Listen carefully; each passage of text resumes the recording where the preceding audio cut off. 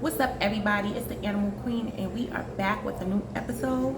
Signs that they are threatened by your change. You know, life is about growth and progress. If you are in the middle of stagnation consistently, that is a sign that it's something basically off. But anywho, how many of you have changed for the better? What that? When you changed, people start acting different.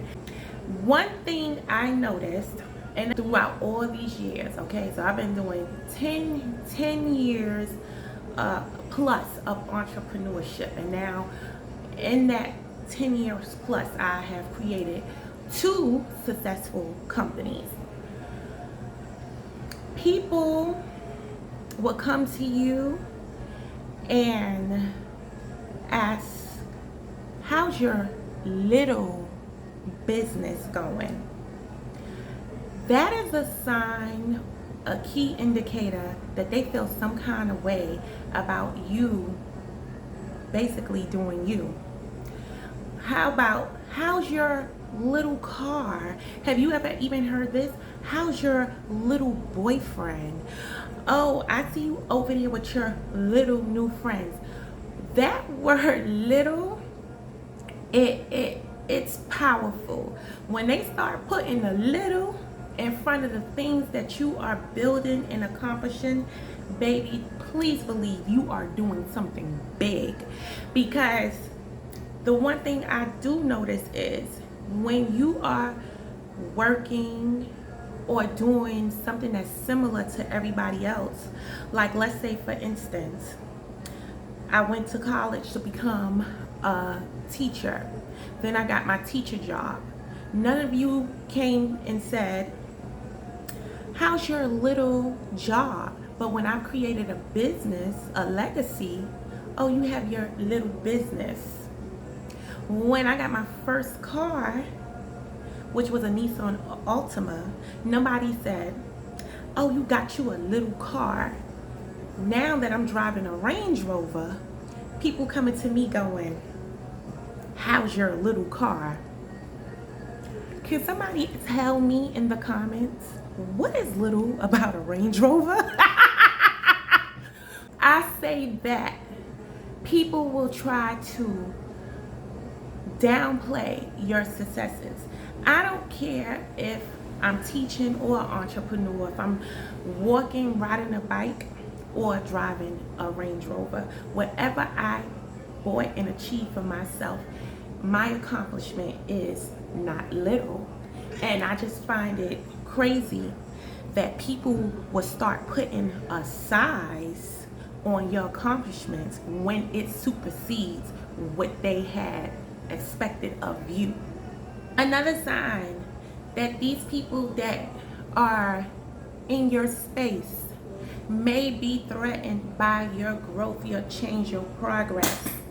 Listen to how they describe you. I find that people that feel insecure about your growth, and it's so weird. How are you insecure about me improving myself? Listen to how they describe you. Okay. When I was a teacher, everyone was proud. Oh, she's a teacher, she's a teacher, she's a teacher. When I opened my first company, Shimmer in the Dark, to this day, I don't think that I really heard somebody introduce me as a business owner, especially pertaining to Shimmer in the Dark.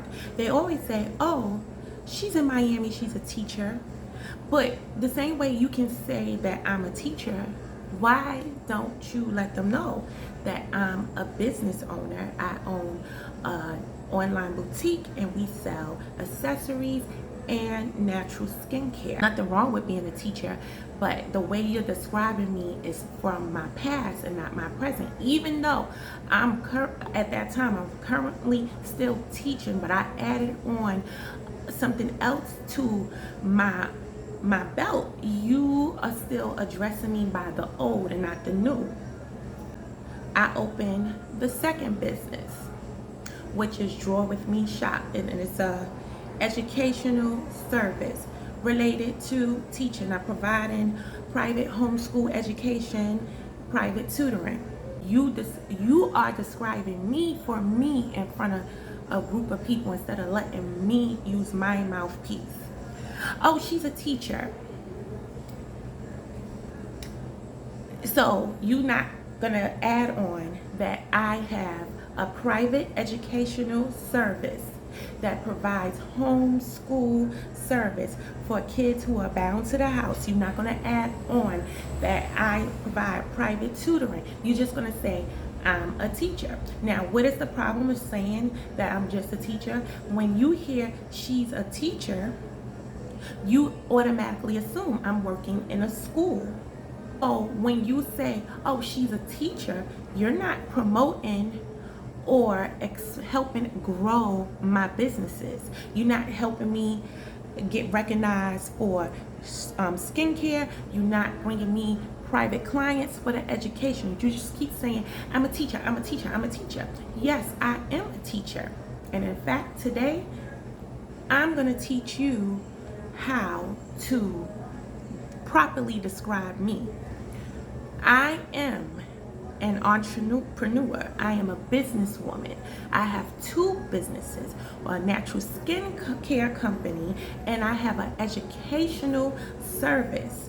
I provide private educational resources for students that are homebound.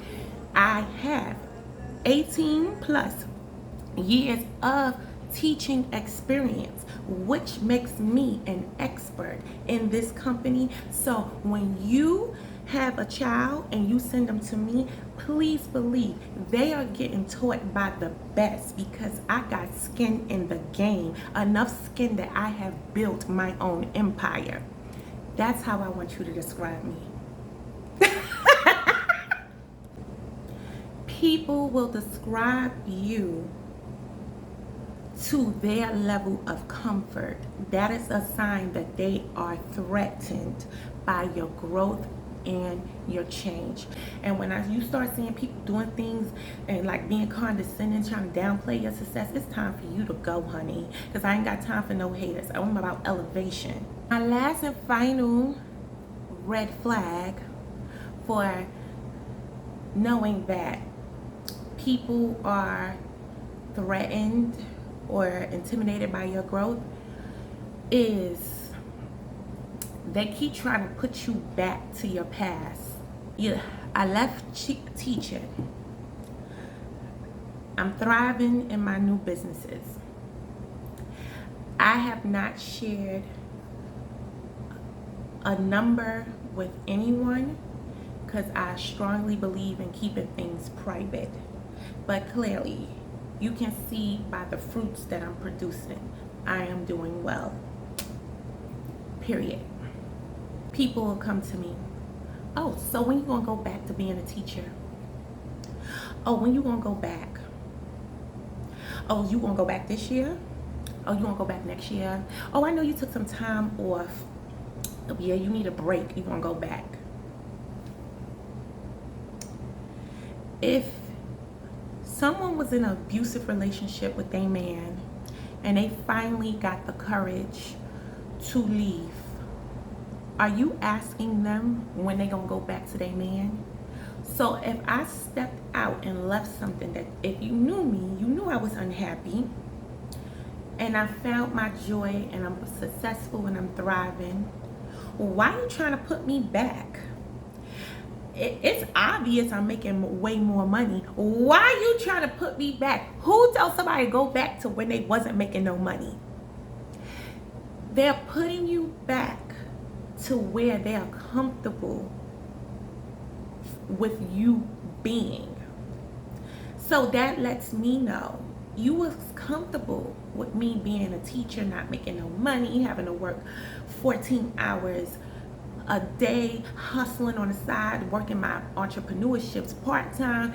Like, you, that was your comfort zone for me, because how, if I broke the barrier, I made it and I'm surviving, I'm thriving, I'm living life. You trying to put me back into struggle. So Anytime when you do something different and you see people trying to put you back, that is a flag. They are jealous, they are insecure with your progress, and it's like you succeeding makes them feel some type of way about themselves. So they want you to go back to the struggle so they don't have to feel that way about themselves. But that has nothing to do with me. That's your personal goal for yourself. Like, hey, you need to do something about that. Like, who does that? Then they'll tell you, oh, but you leaving so much on the table. What about your benefits? What about this? What about that? Leaving what on the only thing I'm leaving on the table is being broke. The only thing that I'm leaving on the table is not making enough money. I'm living from check to check on the table, boo. What is wrong? What is wrong with you people? So I say that to say this. Those red flags, those signs are the key indicator. The circle has to change. If you like this episode, please like, share, and subscribe, and make sure you follow me on Instagram.